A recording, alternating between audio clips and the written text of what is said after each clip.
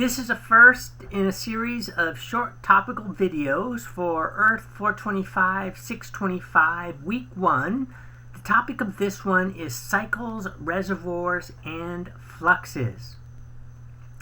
So this is a review of a slide I presented in lecture today, just reminding you how geochemists use the concept of reservoirs and fluxes. Later in the semester, we'll be talking about how we quantify the movement of material between reservoirs and the amount of material within reservoirs using transport equations, and the concept of sustainability, which involves keeping reservoirs of a certain size or limiting fluxes between them so that they don't change very much on human timescales. But for now, we're going to keep the conversation abstract. Another slide from today.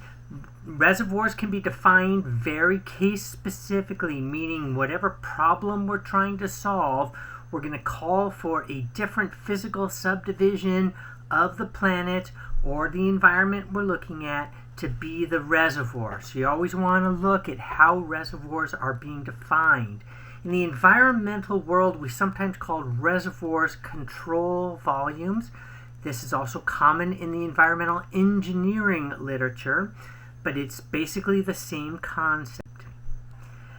We also talked a little bit today about cycles, which is the topic of this video. Cycles involve the movement of material from one reservoir to another, and this is quantified by fluxes, as well as quantified by observations of change within reservoirs of the quantities of different substances or chemicals within that reservoir over time. This is an example of a generic cycle diagram from your textbook. The reservoirs are shown as squares and the fluxes are shown as arrows. So for instance, the atmosphere, which is one of the large reservoirs in global cycles, exchanges materials with each of the other identified reservoirs on this diagram, such as the biosphere, geosphere, hydrosphere, and anthrosphere. We'll talk about what those mean in a moment. The fluxes are the exchange of material between reservoirs, meaning from one reservoir to the other. And as labeled on this diagram, you will see that each flux has a reverse flux, which would represent the motion of material back from one reservoir to the one it came from. So for instance, that red arrow just showed you a transfer from the anthrosphere to the biosphere. Here's another arrow which depicts a transfer from the biosphere to the hydrosphere.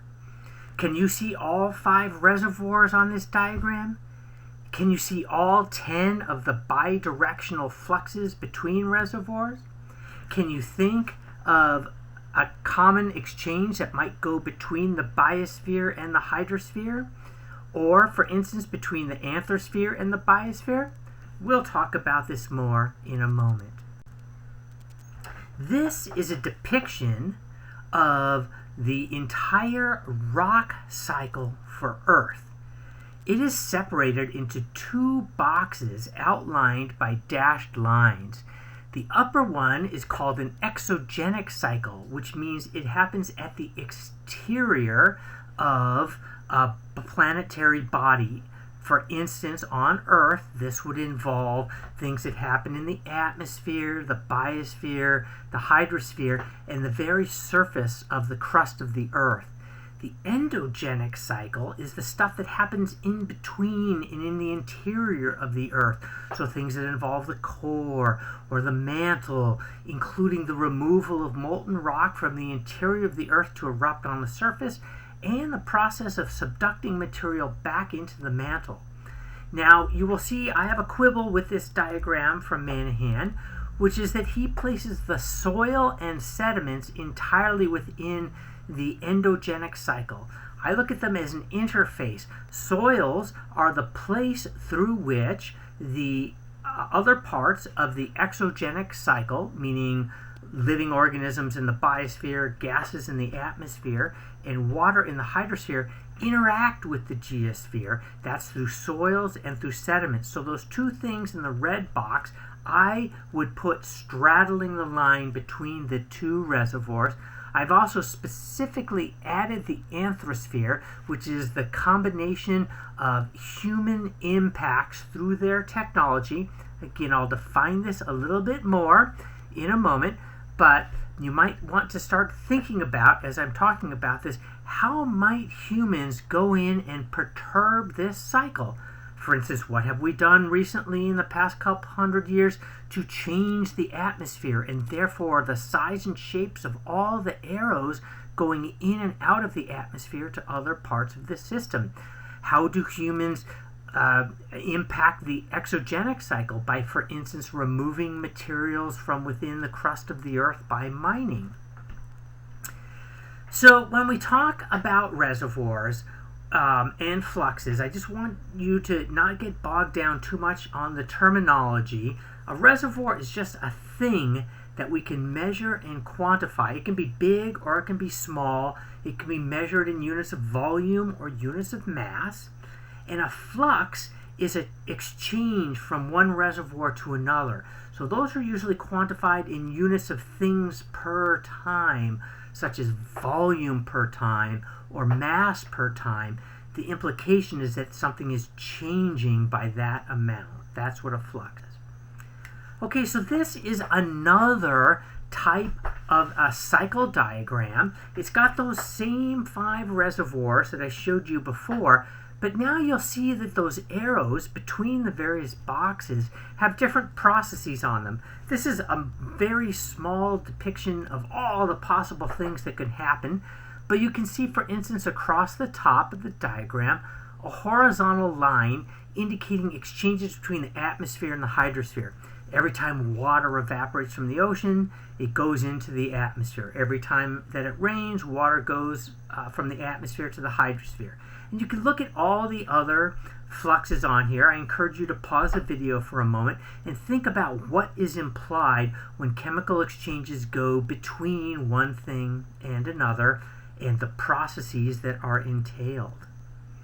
This is the atmosphere, hydrosphere, geosphere, biosphere, and technology or anthrosphere at the center. And you can see, as written, there are arrows going between each and every box. So let's look at each one of these spheres in a little bit more detail. The hydrosphere, in some ways, is a very intuitive reservoir, and we're going to talk a lot about it this semester. We know it's the source of all the liquid water on the planet and the solid water that sits in the form of ice sheets and glaciers. We could ask some other questions, though. For instance, is the water vapor that is in our atmosphere part of the hydrosphere or part of the atmosphere? Is the water that is included in your body and in the cellular structures of other organisms part of the hydrosphere? Well, the answers to these questions depend on how we define the reservoir to study specific aspects of material flow. So sometimes the answer to both of these would be yes, and sometimes no. So it's always important to understand how a person is defining a reservoir for the specific sorts of calculations they're trying to make. Here you have the atmosphere. It's another very intuitive type of reservoir. It's the gas envelope around the planet, and it obviously has a different physical location than most of the rest of the Earth, sitting above or the outer sphere of our planet. But we can also ask some questions about certain parts of the gaseous envelope on the planet and ask if they're part of the atmosphere. For instance, what about gases in little pore spaces in soil or in sedimentary rock, or the gases that are in your lungs? Are all of these part of the atmosphere? Again, this depends a little bit on the definition and the process, and both of those, again, depend in turn on things like the time scales of the processes that we're looking at. The geosphere is another fairly intuitive reservoir. The text says that it is basically the solid earth, including soils. That's a lot of material of different compositions and characteristics to lump into one reservoir.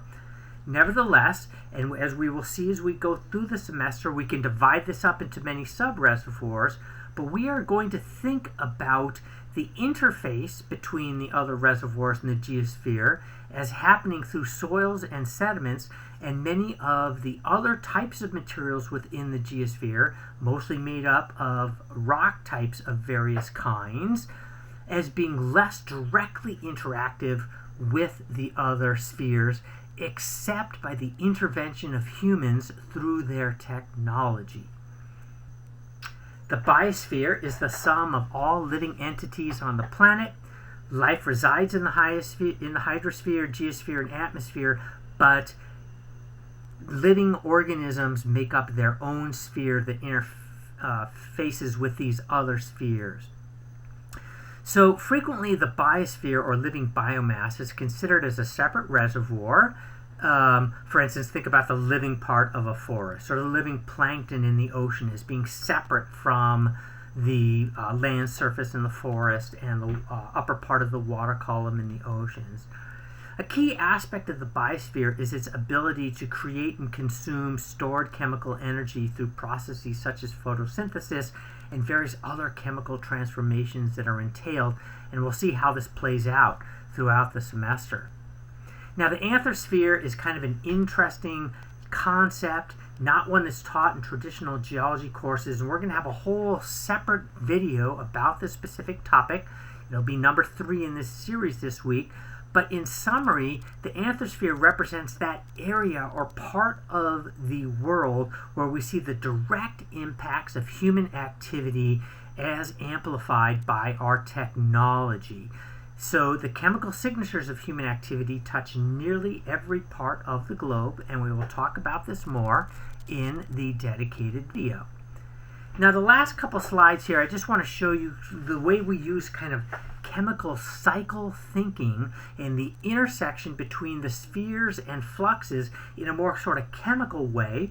This is a depiction of a lake from your textbook, showing you a bunch of different processes. You can see the surface of the lake is indicated by a dashed line, and written there is a double-headed arrow with O2 and CO2, oxygen and carbon dioxide, being exchanged with the atmosphere. This flow can go in either direction.